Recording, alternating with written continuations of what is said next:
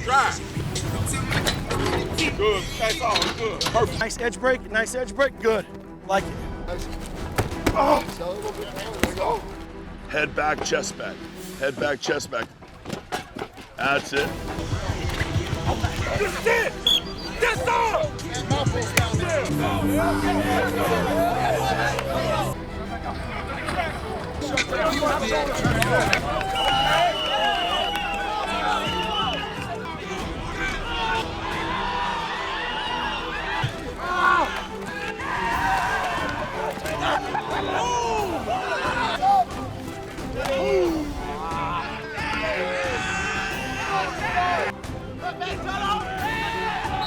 Some of the sights and sounds of football training camp for the Owls. Hi everybody, Frank Fort alongside the Haggerty family head football coach Willie Taggart.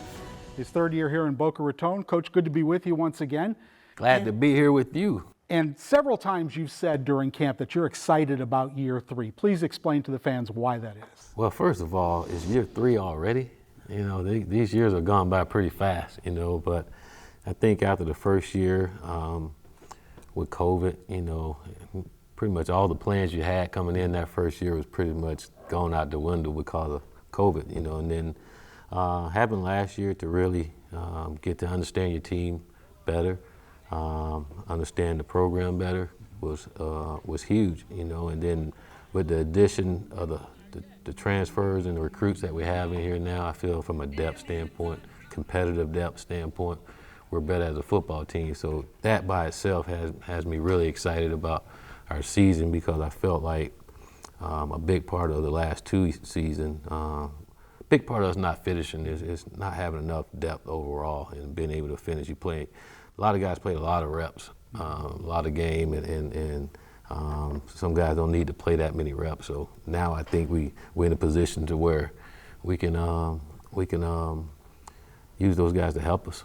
You mentioned the word finishing, and because of the way last year ended, has that been a big emphasis this offseason, whether it's finishing the weight room session, finishing a play on the field, finishing a game? Does that go across the board? It's all across the board, all of us, coaches and players. Just finish everything that we set out to do, you know, and finishing it the right way, you know, and if it's not done, we keep working until we get the job done. But everything we do, when I say everything, you hear that word quite a bit around here. It's like its own language, finish. I think culture is kind of an overused word in sports, but nonetheless, now in year 3, do you think that everyone, players, coaches, support staff, understands what's expected and how to go about achieving the goals you've set? I do, you know, and you can see it just the way guys go about their business around here in the facilities, the way practices is going now, and guys going places where they need to go. You don't have to scream and moan anymore. They know exactly what is expected out of them and the standard that we want to play at. And I think the beauty of it, when you talk about culture, and the culture that we want is when our players hold each other accountable. And you're seeing that now. We have great leadership on this football team now, and it's really helping with pretty much everything we do. And I think that's a big part of any football team is the leadership, and I think we have great leadership on this football team. 2 areas I wanted to touch on from last year: the run game, which averaged 4.1 per carry, not bad, but obviously there's room for improvement, and the pass rush, and not so much the sacks, but just pressuring quarterbacks. Why do you believe there's going to be improvement in those 2 areas? Offensively, I think our O-line is going to be the strength of our football team, and a lot of experience there. Guys played a lot of ball together there, and I think our running backs are playing and running the ball like you want them to run the football, you know. And again, a lot of those guys are young. Now they're older. So running the football, I think we should be better. We need to be better, and we will be better at running the ball. And then on defense, I think schematically is going to allow us to put more pressure on people and not let the quarterback get comfortable just throwing the ball around, you know. So schematically and experience. N'Kosi Perry's last year as a college player, you talked a lot about how he assumed more of a leadership role in the offseason. Is it fair to expect big things out of him this season? Oh, yeah, absolutely. You know, I told him I expect big things out of him for sure, and I know he expects big things out of himself. You know, and you see it the way that he's gone about this offseason and his work. He's up here in the office almost every day, you know, and like I said, he's up here with another teammate, and that's a beauty because those guys see Nicole doing it, then you have other guys want to do it too. And it's, I mean, I can walk anywhere in this building, over in the stadium, and I find one of our guys here. You don't have to go finding them anywhere else, you know, and that's a great thing because they enjoy being around here, and I think the coach is helping with that, with his leadership and his accountability of holding guys accountable and him putting in the work. They see him putting in the work and they want to do it too. Several transfers on defense have really shown in camp, particularly at linebacker and corner. How do you expect some of those guys to impact your defense? We was a little concerned there in the spring, you know, but being able to go out and get some guys to come help us this fall is going to be big for us. You know, I think in the linebacker, both linebacker and secondary, I think we're very skillful. We have some skill there. You have some guys at linebacker position that don't have a lot of experience, you know, so that part going to be interesting. But from an athletic standpoint, it'd be good. The good thing about them not having experience, they got some guys up front that have plenty of experience that's going to help. And then some guys at the corner position that have come in, like Day Hill and Micah Antone has done a great job back there in the secondary. Josh Moore has come along, and Smoke Mungeon had by far his best camp since I've been here. He's playing at another level right now, so really excited about those guys. All right, so in honor of the start of the 2022 season, I got a little surprise for you. Since you like your lollipops at practice, your blow pops, I got you a bag of blow pop. You probably have a closet full of those. I appreciate that, Frank. My players trying to get them from me now. They come up and ask Julie, how can they get a blow pop? She's like, you got to ask Coach. All right. Well, Coach, we'll see you next week before Charlotte. Thank you very much, and go Owls. Coming up next, what's it like to have your father inducted into the Pro Football Hall of Fame? We'll answer that with tight end Adam Baselli. Plus, cornerbacks coach Brandon Harris mic'd up for practice. That's all straight ahead on Inside the Owls Burrow. Fact, we all love video doorbells. Voice assistants have changed our lives.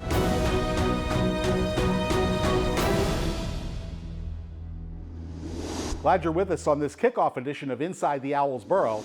I'm Frank Fort. Owls tight end Adam Baselli got a break from the rigors of training camp earlier this month.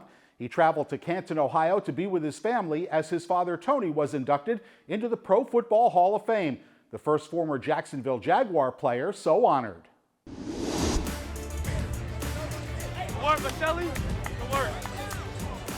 It was super joyful. We were all just really ecstatic. It was nice to have the whole family there, and I think my dad has always prioritized family and then football, and so it was cool to be able to celebrate football with our family and stuff, and so it was just really cool. Also, a little bit awestruck seeing all the gold jackets. There's 108 Hall of Famers there, and so it was cool. To think that your dad is now in that very elite club, did it almost seem surreal? It did, yeah. So I never watched him play. I was really young, and then when we got COVID last year, we had a quarantine, and they have all the games, the '96 playoffs on YouTube. And so I went on YouTube and just started watching all the '96 playoff season and watching them dominate. Bruce Smith, the entire Patriots defense, the entire Bills defense. It was awesome to watch. And so I didn't realize it until this weekend I didn't deserve to be up there, but seeing all the guys welcome him and just really appreciate him was confirming for me that he is one of the best. Adam is one of several Owls over the past several years who are sons of ex-NFL players. While the family name is a plus, it can also come with outsized expectations. I think that even with my dad, he had a lot of expectations, like being a franchise player. He was the first pick for the Jaguars. And he had my mom with him, and so I feel like that really helped him. And so I feel like just having a good community of people around you really helps able to carry that burden, because, you know, they say you can go fast alone but far together. And so I think that just having a good support staff at FAU and just a lot of people here has helped that a lot. So that there is definitely that added pressure. I mean, I got SAP as my locker mate. He's right next to me in the locker, and his dad was there this weekend and gave my dad a big old hug and stuff when he was there, and so that was cool. For you, what's the best piece of advice or instruction your dad ever gave you when it came to football? He's given me a lot of advice. He wanted to be great at everything he did, whether it was football, life, no matter what it was, he wanted to be great. And I remember it was actually last fall camp when he told me that, and I was like hurting like crazy. I was like, Dad, like, what do you mean you want to be great at everything? Like, you're crazy. Like, how can you be great at everything? He's like, no, like, I want to be great at everything. Gave him a really hard time for a little bit about that, but now seeing what that's like produced in his life and the almost the fruit of his labor, going to the Hall of Fame, amazing family, amazing friends, and it's like he has demonstrated what it means to be great in everything. For you this year, what are your goals and expectations personally? First goal is to win a conference championship, and then personal goals, I'd just like to be a part of the offense a lot more. I feel like last year I wasn't super involved in the offense, and I feel like I could really help the offense move the ball and score touchdowns. And so I hope I'm able to do that this year. There are 7 new assistant coaches on the staff for this 2022 season. Among them is Brandon Harris, a former second-round draft pick of the Tennessee Titans, who spent 6 seasons in the NFL. Here's Coach Harris mic'd up for practice with the cornerbacks.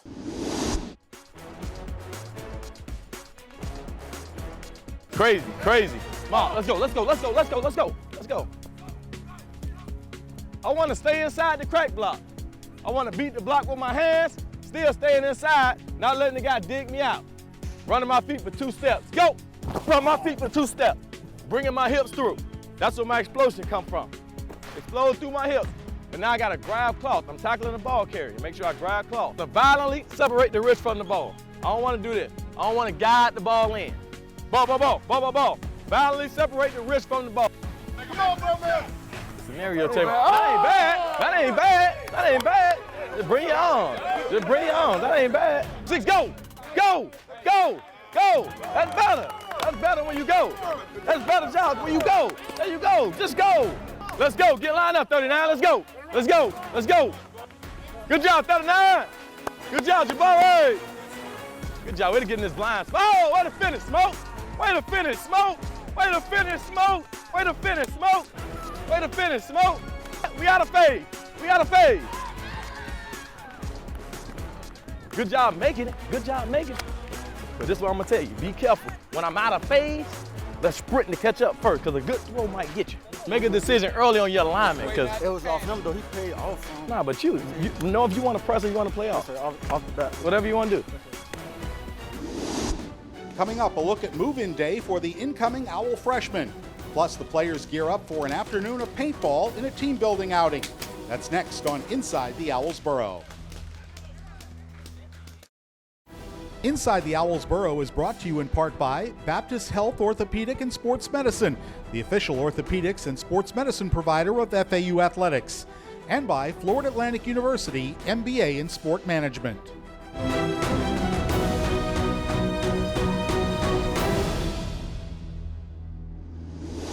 Welcome back to the show. Each year, anxious parents drop off their teenagers at college for the first time as freshmen, moving them into their dorms and sending them on the next chapter of their lives. It's no different for the incoming first-year football players. What's going on, man? Yes, sir. You know Coach Harrison? Yes, sir.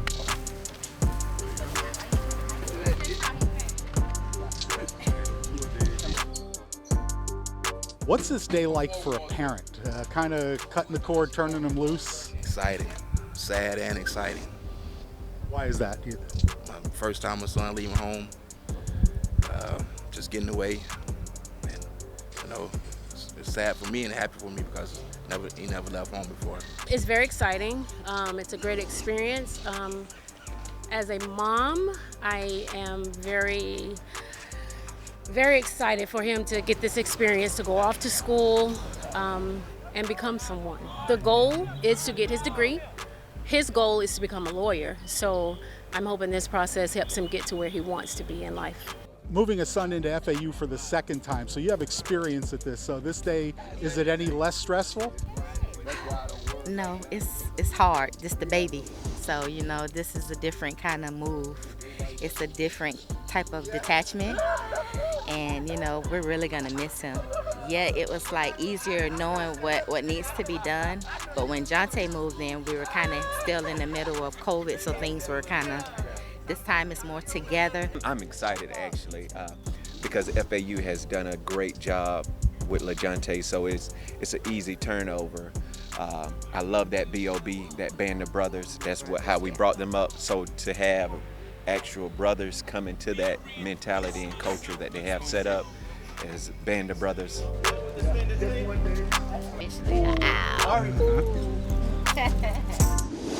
Earlier this summer, the Owls went on a surprise field trip for the purpose of team building, visiting Hollywood, Florida for an afternoon of competition in paintball.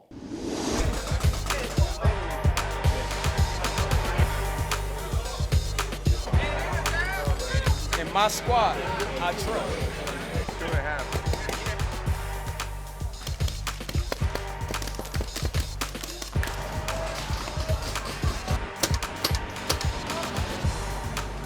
There's a smoke muncher in here. Got shot in the gun, you know. Got shot in my hand. Who got you, you know? I don't know. Once I find out, got some consequences. Please lead to your left. You get much paint on you? Nah, that mean I ain't getting hit. I was doing the hitting. You got a lot of paint on you, man. It's backfire. They hit the wall and touch me. They're not hitting me for real. So who was aggressive out there? Jared, Gerald, and Barfield. But I told Barfield up. Make sure you go see Barfield jersey. I told him up. That's why he don't want to show you his camera. I told him up. But Jared think he in the Jared think he playing Warzone. Come on, like this Call of Duty. I play Call of Duty every night, so it's just a habit. You gotta slide, gotta jump, gotta move. I hit Big Ev like 10 times, and he sat in like he wasn't out. That's all I gotta say. Caught one in the leg, huh? Yes, sir. It's all right, though. Red team won. Blue team Swiss cheese. Coming up, what are the Owls' summer workouts like as they got ready for the new season? That's straight ahead on Inside the Owls Burrow.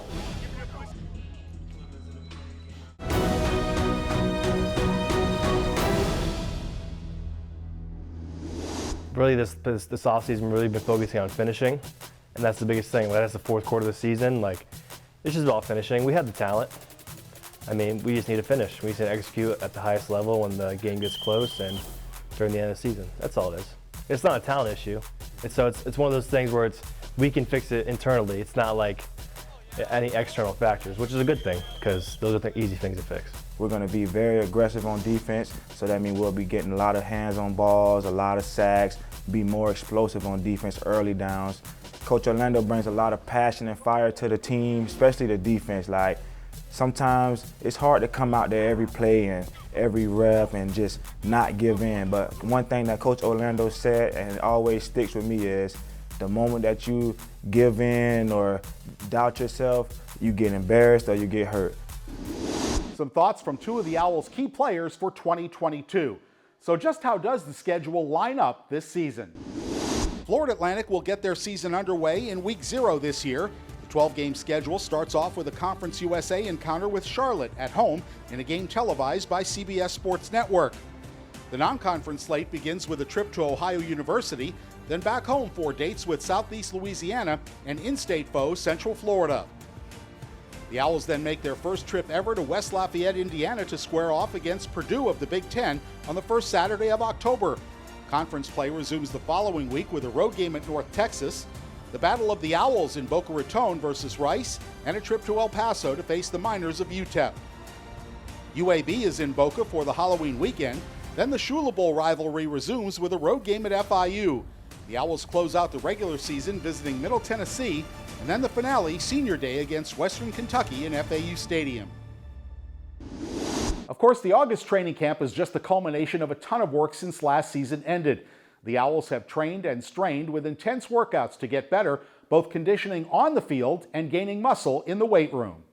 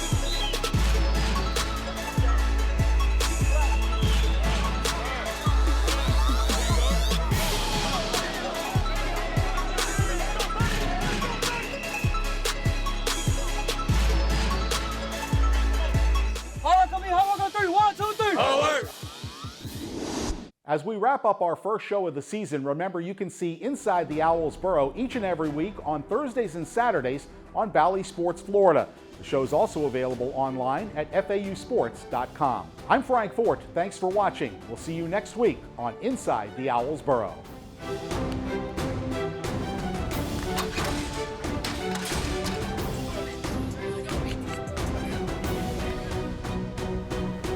This has been an exclusive presentation from Learfield.